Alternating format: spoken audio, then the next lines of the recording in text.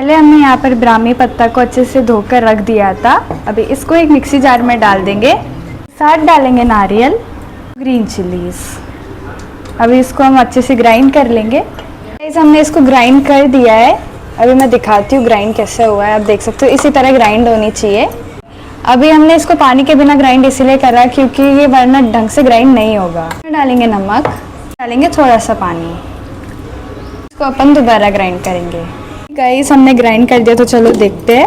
आप देखो इसी कंसिस्टेंसी में रहनी चाहिए। एक बर्तन में डाल देंगे। इसको देंगे एक छोटा सा तड़का कड़ी पत्ता के साथ। गाइस इस रेसिपी को ज़रूर ट्राई करना, इस चटनी को ज़रूर ट्राई करना ब्राह्मी पत्ता से जो बनाया है, क्योंकि ये ब्रेन के लिए बहुत ज़्यादा अच्छा है और मेमोरी पावर के लिए भी बहुत अच्छा है। बच्चों को, बड़ों को सब खा सकते हो। इसको चावल के साथ, रोटी के साथ भी आप खा सकते हो। तो इसको ज़रूर ट्राई करना घर पर। मेरे को कमेंट में बताना आपके घर पर कैसे बना। Meeting next video, till then take care, bye bye.